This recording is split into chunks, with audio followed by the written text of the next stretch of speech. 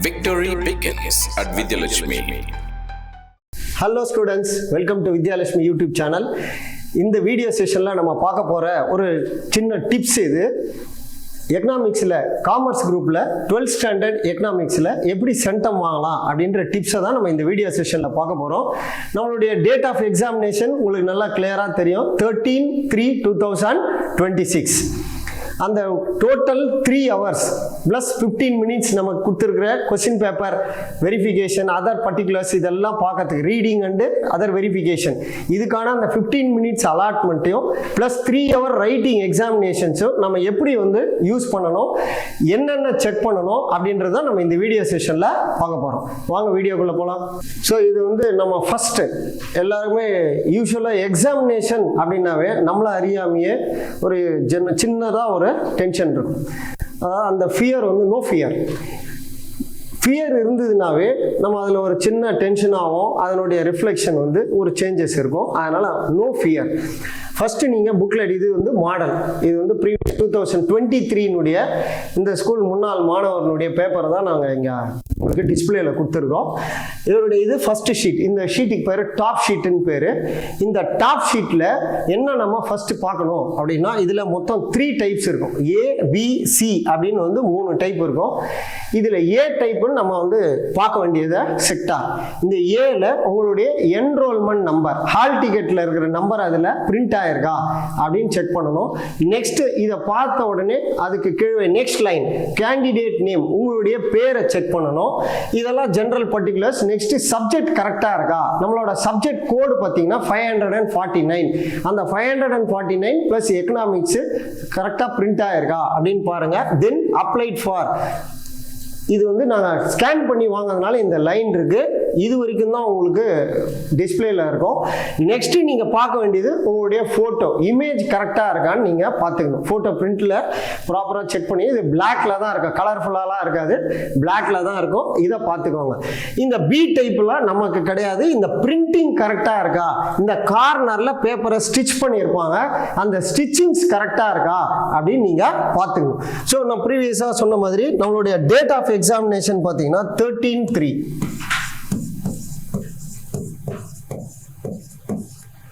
அன்னைக்கு நம்மளுடைய எக்ஸாமினேஷன், அந்த டேட்டும் இங்கே பிரிண்ட் ஆகிருக்கும், அதையும் நீங்கள் வெரிஃபை பண்ணிக்கணும். 13/3 இது வந்து நாட் ஓன்லி ஃபார் எக்கனாமிக்ஸ். டே 1 நமக்கு 2/3/2026 நம்மளுடைய எக்ஸாம் ஸ்டார்ட் ஆகுது. வெரி ஃபர்ஸ்ட் சப்ஜெக்ட் நீங்கள் தமிழ் எழுத போறீங்க.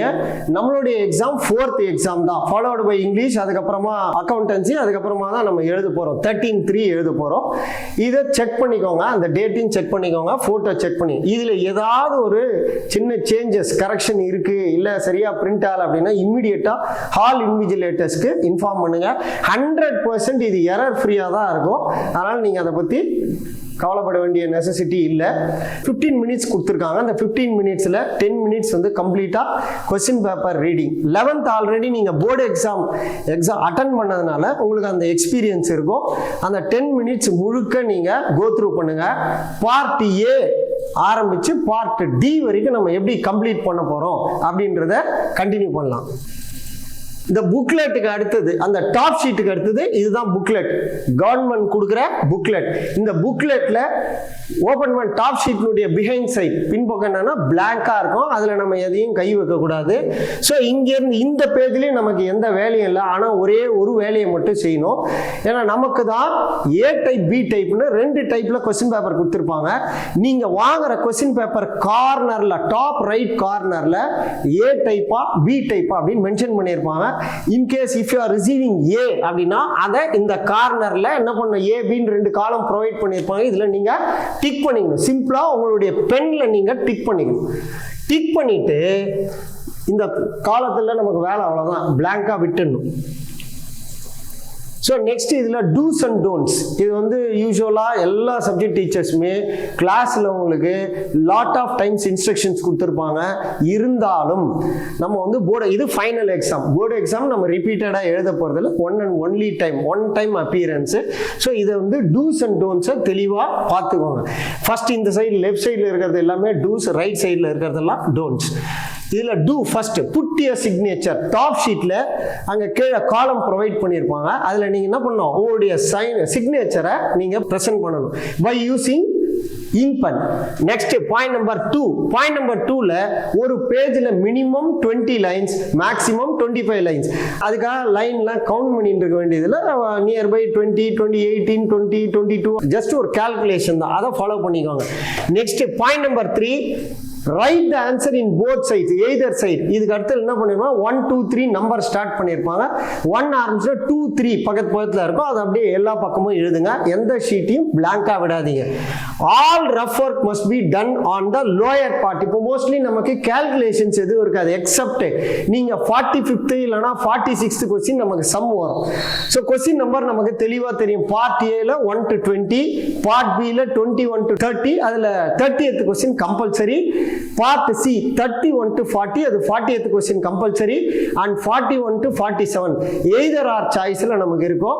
இதுல ஏதாவது ஒரு நம்பர்ல நமக்கு சம் கொடுத்துருக்கலாம், தியரி பார்ட்டாகவும் இருக்கலாம், சம்மாவும் இருக்கலாம். அந்த சம்ஸ் நீங்க பிராக்டிஸ் பண்ணீங்கன்னா அதுல என்ன பண்ண ஒர்க் அவுட் கீழே பண்ணிக்கோங்க. நெக்ஸ்ட் பாத்தீங்கன்னா 1 மார்க்ல கூட நமக்கு இந்த மாதிரி ஒரு கால்குலேஷன் ஓரியன்டா 1 or 2 கொஸ்டின்ஸ் வரலாம், அதையும் பார்த்துக்கோங்க. ஸோ ரஃப் ஒர்க் வந்து நம்மளுடைய சைடில் இந்த கார்னரில் தான் பண்ணணும். அடுத்த point, right the question number. கண்டிப்பாக நீங்கள் நம்பர் போட்டுருங்க. இது வந்து டூ, நம்பர் போட்டுட்டு தான் நீங்கள் எழுதணும். Leave space. ஒரு ஆன்சர் முடிஞ்சோன்னா அடுத்த ஆன்சர் தொடங்குறீங்கன்னா லீவ் சம் கேப், அந்த கேப் கொடுத்து எழுதுங்க. அடுத்த point 7th point, question paper booklet. அது முன்னாடியே சொல்லிட்டேன், ஏ டைப்பா பி டைப்பா பென்ல டிக் பண்ணிடணும். And then answers be legibly, அதாவது வாசிக்க தகுந்த. நீங்க எழுதுறது வந்து ஸ்கிரிப்லிங்கா இருக்கக்கூடாது, கிறுக்கலா இருக்கக்கூடாது, நீட்டா இருக்கணும். ஷார்ட் அண்ட் ஸ்வீட்டா நீட்டா இருக்கணும். நெக்ஸ்ட் கிராஸ் த அன்ரிட்டன். இது கடைசியா செய்ய வேண்டிய வேலை. எல்லாம் எழுதி முடிச்சு எல்லாமே நம்ம கம்ப்ளீட் பண்ணிட்டோம் அப்படின்னா அன்ரிட்டன் பேஜஸை பென்சிலால ஜஸ்ட் ஒரு ஸ்ட்ரைக் அவுட் பண்ணிடுங்க. இப்போ டோன்ட்ஸ். Number 1, no marking. எந்த காரணத்துக்கு ஒன்றும் கொஸ்டின் பேப்பர்ல எதையும் நம்ம கிறுக்கக்கூடாது எக்ஸாம் முடிகிற வரைக்கும். Next number 2, don't damage the answer paper. இது ரொம்ப முக்கியமான பாயிண்ட். இன்கேஸ் கொடுக்கும் போதே டேமேஜா இருந்தாலும் நீங்க இன்விஜிலேட்டர் கிட்ட இன்ஃபார்ம் பண்ணுங்க, இமிடியேட்டா உங்களுக்கு ரெடி பண்ணி கொடுப்பாங்க. Don't write your. இது வந்து நம்ம ஆல்ரெடி ஃபர்ஸ்ட் பேஜ்ல இருக்கிறதுனால நம்ம உள்ள எதையும் எழுத வேண்டிய நெசசரி இல்லை. Next don't write with sketch. எந்த காரணத்துக்கு ஸ்கெட்ச் பண்ணோ கலர் பென்சில்ஸோ யூஸ் பண்ணக்கூடாது. நம்ம யூஸ் பண்ண வேண்டியது அண்டர்லைன் பண்றதுக்கு பென்சிலும் ரைட்டிங்க்கு ப்ளூ இங்க் பென்னும் தான். And then don't tear. Extra pages இருக்கு அப்படின்னு சொல்லிட்டு நம்ம எதையும் ரிமூவ் பண்ணக்கூடாது. அதாவது ஆர்வம் மிகுதியில் நம்ம அந்த வேலையை போயிடும், நமக்கு எக்ஸ்ட்ரா இருக்கு அப்படின்னு, இதெல்லாம் நம்ம செய்யக்கூடாது. டோன்ட் ஸ்ட்ரைக் மோர் தென். அதாவது ஸ்ட்ரைக் அவுட்ஸ் வந்து அதிகமாக பண்ணக்கூடாது. இப்போ 1 மார்க் என்ன பண்ணோம், நம்ம 2-3 தடவை ஸ்ட்ரைக் அவுட் பண்ணியெல்லாம் எழுதி வச்சிருவோம். அந்த மாதிரிலாம் பண்ணக்கூடாது. அதை பண்ணாமல் பார்த்துக்கோங்க. இதுக்கு காரணம் என்னன்னா, ஃபர்ஸ்ட் நம்ம பிரேக், அதாவது ஒரு ஃபியர், நம்மள அறியாம ஒரு ஃபியர் வர்றதா. ஸோ எரர் ஃப்ரீ ஃபியரா, முதல்ல நம்ம எரர் ஃப்ரீயாகவும் எழுத முடியும் வித்தவுட் எனி ஃபியர் அப்படின்றத மைண்ட்குள்ள நீங்க ஸ்வாலோ பண்ணி அதை இன்ஹேல் பண்ணிக்கோங்க. அதை பேஸ் பண்ணி நீங்க கண்டினியூ பண்ணுங்க. நெக்ஸ்ட் இங்கேருந்து தான் நம்மளுடைய ஆன்சர்ஸை ஸ்டார்ட் பண்ணுவோம். மேலே பார்த்தீங்கன்னா பேஜ் நம்பர் 1 அப்படின்னு வந்து அங்கே பிரிண்ட் ஆயிரும். நம்ம எதுவும் நம்பர்லாம் போட வேண்டியதில்லை, அதில் ஆல்ரெடி பிரிண்ட் ஆயிருக்கும்.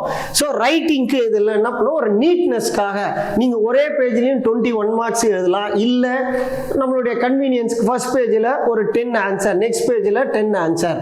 இதில் additional margin scale by using scale and pencil.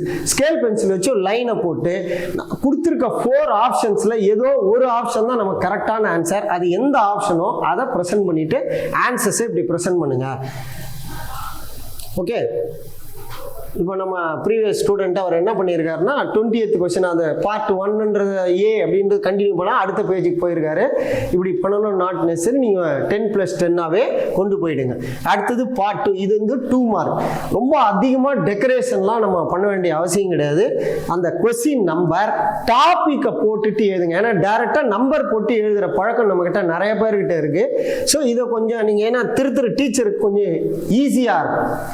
Attend number போடுறோம் பிளஸ் அந்த கொஸ்டின் உடைய டாபிக். இது எப்படி சார் சூஸ் பண்றது? இப்போ explain, define, justify, what, when, how அப்படின்னு அந்த வேர்டை ரிமூவ் பண்ணிட்டா will get a crystal clear topic. அந்த டாபிக்கை இங்க எடுத்து எழுதுங்க. இப்போ ஜிடிபி டிஃப்ளேட்டா, ரொம்ப சிம்பிளா ஜிடிபி டிஃப்ளேட் ஆனா இட் இஸ் அன் இண்டெக்ஸ் இந்த price changes of goods and services. இதுக்கான ஃபார்முலா, அந்த ஃபார்முலாவை கடைசியா போட்டு இது மாதிரி ஒரு டெக்ஸ்ட் பாக்ஸ் போட்டா கூட போறோம். இல்ல இவர் போட்ட மாதிரி ஒரு ஸ்கேல் வந்து அந்த ஸ்கேல் எடுத்து லைன் போடுறதுக்கு கொஞ்சம் டைம் ஆகும்னால இந்த மாடல் யூஸ் பண்ணியிருக்காரு. ஸோ நீங்க இதையும் நீங்க யூஸ் பண்ணிக்கலாம். அடுத்து அசம்ஷன்ஸ் ஆஃப் த சேல்ஸ் லா, அடுத்த கொஸ்டின் அட்டன் பண்ணியிருக்காரு. இது மாதிரி நம்ம என்ன, இது வந்து பார்ட் பி, அதாவது பார்ட் 2. இதுல நம்ம 7 கொஸ்டின்ஸ் அட்டன் பண்ணணும். ஸோ இதுல irrespective ஆஃப் 9 கொஸ்டின் உங்க சாய்ஸ். ஆனா 30th கொஸ்டின் கம்பல்சரி கொஸ்டின், அதை நம்ம கரெக்டா அந்த பார்ட்டினுடைய எண்ட் ஆஃப் த செஷன்ல பிரசன்ட் பண்ணிடணும். நெக்ஸ்ட் பார்ட் 3 போறோம். அதாவது 3 மார்க் கொஸ்டின். 3 மார்க் கொஸ்டினும் the question starts with the number 31 ends at 40. இதுல 31ல ஸ்டார்ட் பண்ணி 40ல முடியும். Same manor 40th question compulsory. So இதுக்கு நம்ம என்ன செய்யணும் அப்படின்னு பார்த்தீங்கன்னா 2 மார்க்ல ஒரு பேஜுக்கு நீங்க 2 2 மார்க் கூட அட்டன் பண்ணலாம். பட் 3 மார்க் வரும்போது ஒரு பேஜுக்கு ஒரு 3 மார்க் நீங்க ஸ்பேஸ் ஆக்குபை பண்ற மாதிரி நீட்டா பிரசன்ட் பண்ணீங்கன்னா it will be very helpful for the valuator. எக்ஸாமினருக்கு ரொம்ப யூஸ்ஃபுல்லாக இருக்கும். ஏன்னா அந்த பாயிண்ட்ஸை செக் பண்ணி they will award complete the entire full mark. So இது மாதிரி அப்படியே கண்டினியூஸாக 3 மார்க். இன்கேஸ் 1 or 2 பாயிண்ட் இப்போ இந்த சப் டாபிக் பார்த்தீங்கன்னா கொஞ்சம் எக்ஸ்ட்ரா போகுது, நெக்ஸ்ட் பேஜ் யூஸ் பண்ணிக்கோங்க. பிளாங்கா மட்டும் விடாதீங்க, அந்த இடத்துலயே அடுத்த கொஸ்டினையும் ஸ்டார்ட் பண்ணிக்கோங்க. ஸோ இப்படியே கண்டினியூ பண்ணி கொண்டு வரீங்க. 40th கொஸ்டின் கம்பல்சரியை அதே மாதிரி சேம் மேனர் அந்த லாஸ்ட் பேஜில் கொண்டு வந்து கம்ப்ளீட் பண்ணிடுங்க. எந்த காரணத்துக்கு கொண்டும் அதர் ரைட்டிங், அதாவது எக்ஸ்ட்ரா பாயிண்ட்ஸ் இருக்கக்கூடாது, ஓனா இருக்கக்கூடாது. டெக்ஸ்ட் புக்கில் என்ன நம்ம பார்த்துருக்கோமோ அதை தான் எக்ஸாக்டாக எழுதணும். ஏதாவது மாற்றி எழுதுனா இந்த மாதிரி நமக்கு மார்க்கை ரெடியூஸ் பண்ணுறதுக்கான சான்சஸ் இருக்குது. அதுக்கு நீங்கள் இடம் கொடுக்காதீங்க. ஸோ நீங்கள் ஆல்ரெடி நல்லா ப்ரிப்பேர் பண்ணிட்டு இருப்பீங்க. அதில் வந்து no doubt as per textbook content என்னவோ அந்த கண்டென்ட்டை கரெக்டாக ப்ரெசென்ட் பண்ணுங்க. தென் 5 மார்க் எழுத போகிறோம். இதில் நமக்கு வந்து டிஸ்டிங்விஷ் பேஸில் கண்டிப்பாக 5 மார்க். அது 2 மார்க்லேயே இருக்குது, 3 மார்க்லேயே இருக்குது, 5 மார்க்கில் இருக்குது. 5 மார்க்கில் எஸ்பெஷலி ஃபர்ஸ்ட் லெசனில் நம்ம கம்பேரிசன் பண்ணுவோம், கேபிட்டலிசம், சோஷியலிசம் அண்ட் மிக்ஸ்டிசம். அதை எழுதும்போது நீங்கள் அந்த ஒரே பேஜில் கூட எழுதுங்க, இல்லை டபுள் சைடாக கூட யூஸ் பண்ணிக்கோங்க. Left side and as plus right side. ஏன்னா 4 காலம்ஸ் வரும். அந்த 4 காலம்ஸை 2 காலம் ஒரு பேஜ்லையும் அதர் 2 காலம் இப்படி ஓப்பன் பண்ணால் அந்த ஆன்சர் இப்படியே ஃப்ரண்ட்டில் நமக்கு தெரியணும். அது வந்து இங்க 2 காலம் நெக்ஸ்ட் பேஜ் இல்லையா, இந்த மாடல் கூட நீங்க யூஸ் பண்ணிக்கலாம். ஸோ இப்படி யூஸ் பண்ணா they will award the entire 5 mark.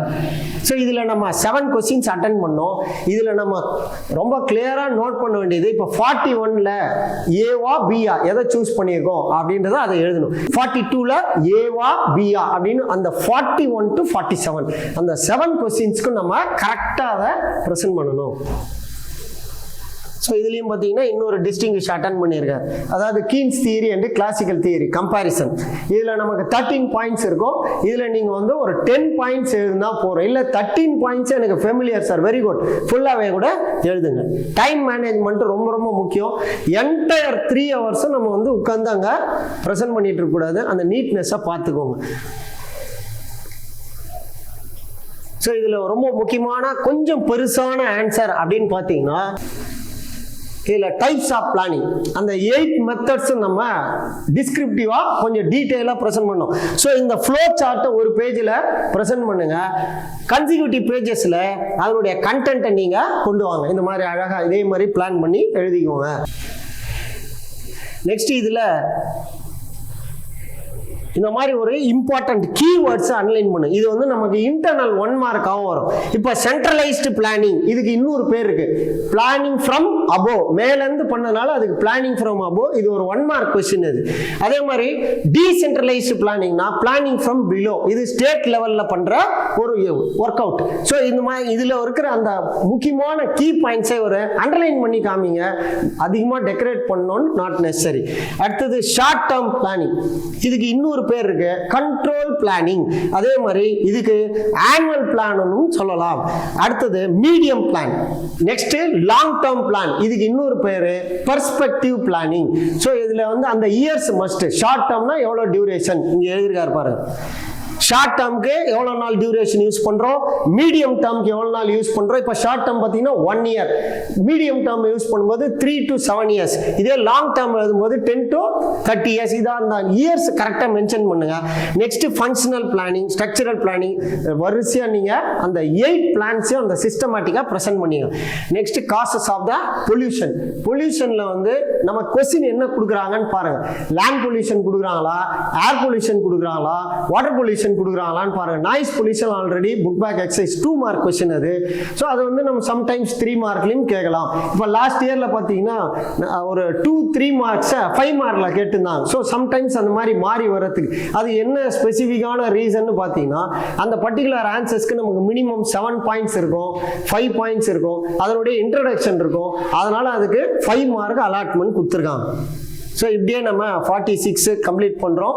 தென் 47 இப்போ இவர் வந்து தியரி பார்ட்டே கம்ப்ளீட்டாக அட்டன் பண்ணியிருக்காரு. சம்ஸ் வந்து அதிகமாக அவர் அதில் அட்டன் பண்ணலை. ஸோ மொத்தமே வந்து தியரியே அட்டன் பண்ணதுனால இந்த தியரி ப்ரெசன்டேஷனே கொடுத்துருக்காரு. ஓகே, ஸோ நம்ம எண்ட் ஆஃப் த எக்ஸாமினேஷனுக்கு வந்துட்டோம். இப்போ வந்து எத்தனை பேஜஸ் இருக்கும் இதில்? சப்போஸ் நான் ஒரு 2 பேஜ் எழுதணும், பேஜ் நம்பர் 1ல் ஸ்டார்ட் பண்ணி 30th முடிச்சிருப்பாங்க. இன்கேஸ் நீங்கள் வந்து ஒரு 25 பேஜஸ்க்குள்ளே எழுதிட்டீங்க அப்படின்னா ரைட் ஃப்ரம் 26th பேஜை ஸ்கேலில் பை யூஸிங் பென்சில் இந்த மாதிரி ஒரு ஸ்ட்ரைக் அவுட் மட்டும் பண்ணிங்கன்னா போதும். நம்மளுடைய பேப்பர் வந்து இப்படி தான் வேல்யூவேட் பண்ணியிருப்பாங்க. இந்த சிம்பிள் எல்லாமே கவர்மெண்டுடைய சிம்பிள்ஸ்.